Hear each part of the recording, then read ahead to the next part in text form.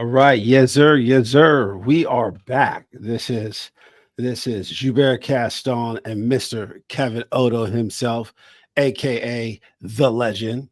Um, we are back. We're doing actually a more impromptu live episode for all you guys today. I literally just texted Kevin about 15 minutes ago. I said, "Yo, bro, what are you doing?" He said, "Hey, chilling." I said, "Man, you want to get live?" He said, "Let's get it." Yup, let's do it. Man, so what's happening with you, bro? Man, talk to me. Not much, man. Just staying busy, trying to navigate all these loans and all this stuff going on in our industry right now. Obviously, stuff's been pretty crazy for us with all the changes going on. On the good side, we've seen rates drop over the last couple of days, so that's been helpful. Buyers are liking that, and we're hoping that trend continues because it's about time. Nice. When officially did rates start dropping? Was that just recently? Yeah, just recently, I would say, over the past week or so, they've been steadily declining for the most part. We had a little tick up today, but yesterday we had some inflation data come back lower than expected. Lower inflation is always good for mortgage rates, so the market reacted. Rates dropped a little bit. I think the Fed made some commentary last week, kind of indicating that they would ease their bond buying program, which should help keep yields a little bit lower than they've been, which will also help mortgage rates. So there's some positive things that we could potentially look forward to in the future that would assume that rates have the potential to keep dropping if things progress the way they should. Oh, nice. Believe that. And we Yeah. all love in our industry and in our profession, we all love to hear that. Believe that. Yes, sir. Yes, we do. Nice. So, you know, we wanted to come in here, and like I said, it was very impromptu. Yeah. Kevin and I hit each other up, and basically the importance of what we're doing here is because we know that there's a lot of changes that's about to go on. I Mhm. believe they pushed that July date back, right? Was then they Yeah, I pushed think it it's back. August now, mid-August sometime. Yeah. Right. So we want to make our next couple videos that we're doing specifically for the buyers. We're going to include some seller information in here too, but for the buyers, because for someone like myself, I really do feel like there's a time crunch between now and August. And if you're really on the fence right now, this is the time to act before the major changes come. What do you guys say about that, bro? Yeah, I think, honestly, the sooner you get in real estate, the better. I think home values are going to continue to rise. I don't really see a big crash coming. I feel like if rates do drop, I feel like that's going to bring even more buyers in the market. So, obviously the commission stuff is going to bring some changes, but really, if you're ready to buy right now, I don't really see the potential or the benefits in waiting a month or a year or however long you think you may need for whatever you're waiting for. Yeah. Yeah, I totally agree. And today's topic, ladies and gentlemen, is how much can I afford to buy? And that's a really big question because when it comes to the question regarding interest rates and people being on the fence because interest rates are too high and et cetera, a lot of the reasons that people remain on the fence is because they feel like they're priced out. And essentially, a lot of the times, from what I'm used to, people don't even go the route to figure out and find out if they actually could afford to pay the the price of the home, right? Whatever that mortgage rate is. They just, mass media is a huge contributor to this, but a lot of people here, interest rates are high, and I feel like it really detours them for actually taking the first step and, figuring out if they really can afford to buy. Yeah. I think you're right. But they really just need to dive in. I mean, the first step is getting pre-approved. It's really just like a free financial checkup from a lender, just basically looking at your income, your assets, your credit, giving you suggestions on what you could do to maybe improve your credit or to improve your eligibility for certain loan types or for certain homes. So um, usually doesn't cost a thing to get pre-approved or just even look at your options, but it'll really give you some valuable insight on where you stand, what you qualify for, or what you need to do to qualify for a certain amount. Nice. So how does one determine, and how does your end determine for that person how much they can actually afford to buy? Okay, so that's a great question. So there's like really two parts. One is the most that I can qualify to buy for, right? There's mortgage underwriting guidelines, and we're bound to certain rules. For example, like for a conventional loan, the max debt to income ratio is 50%, meaning that if you make 10 grand a month, your payment with all of your other debts couldn't really exceed $5,000 a month. You make 10 grand, your debt's five, that's a 50% debt to income ratio, right? But most importantly, it goes down to what the buyer can afford. We not only look at what we can qualify you, but we want to know what your maximum payment you feel comfortable paying with. What is the maximum amount of cash you feel comfortable contributing towards your down payment and closing costs? And then we're going to work together to really formulate a plan that fits your budget, not necessarily ours. Nice. So, you know, there's a lot of different contributing factors that I definitely want to throw into that because like I said, going back to the interest rate, being a first time home buyer within the last couple of years, I definitely did realize the the extreme commonalities between owning a home somewhat and renting. Now there's so many different variables in owning a home that you don't have to worry about when renting, of course. But Mm-hmm. I felt like the payments were very parallel. Right. Yeah. I feel like, especially in this market, like if you look at rental prices now, rental prices are damn near, if not a little bit more, if not a lot more than what a mortgage payment is. Yeah. I mean, for me personally, it depends on how much you put down. I think if you put very Yeah. little down, your mortgage is probably going to be more than your rent. But generally speaking, that's kind of always been the case. You've seen people with low rent and they look at the mortgage, it's a little bit more. But what they don't really consider is every year that rent can go up around 6% on average, right? So even though your rent might be less than your mortgage right now, 5 years from now, it won't be. And maybe that mortgage payment is going to be even higher than what you could have locked in today.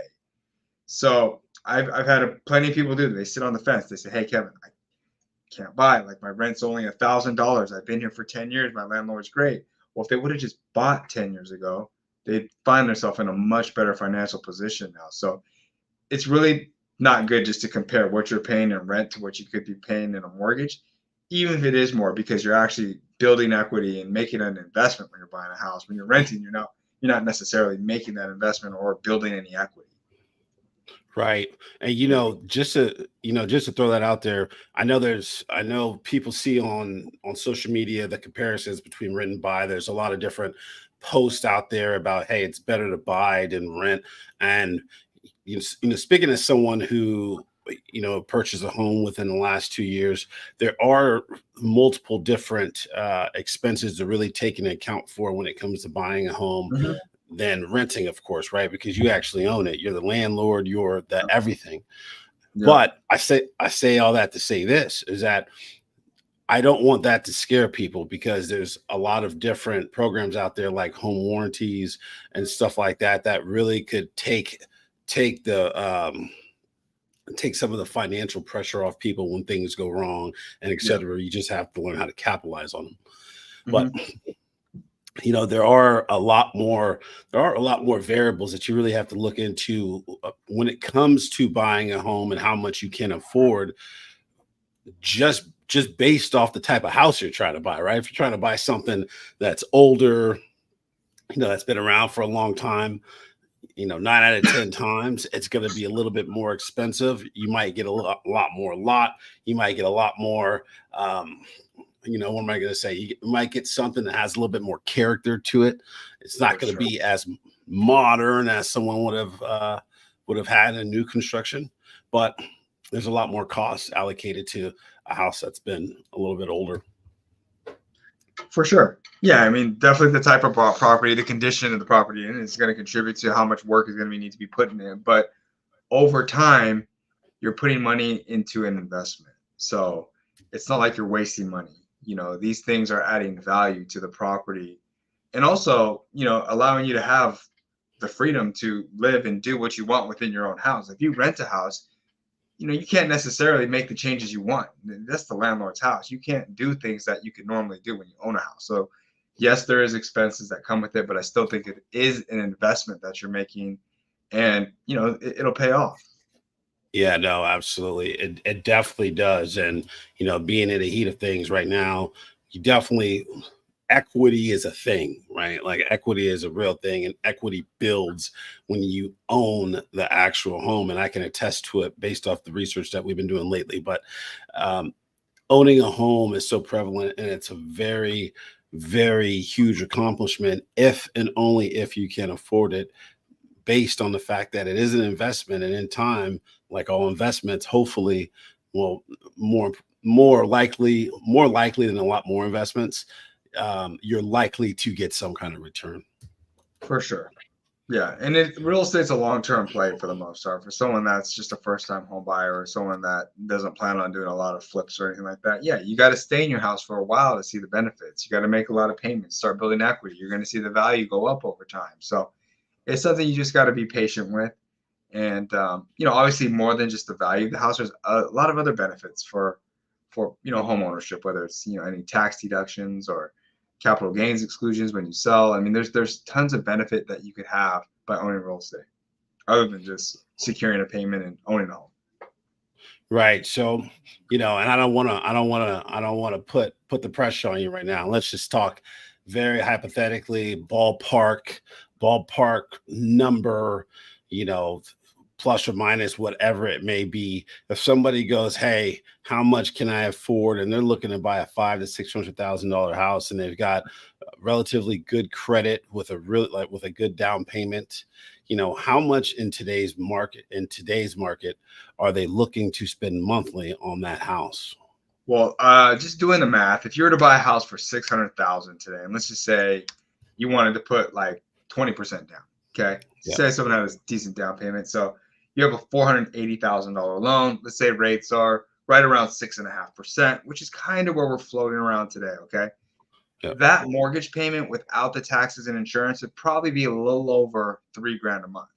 Once you add the taxes and insurance, that could probably add another 700 bucks or so.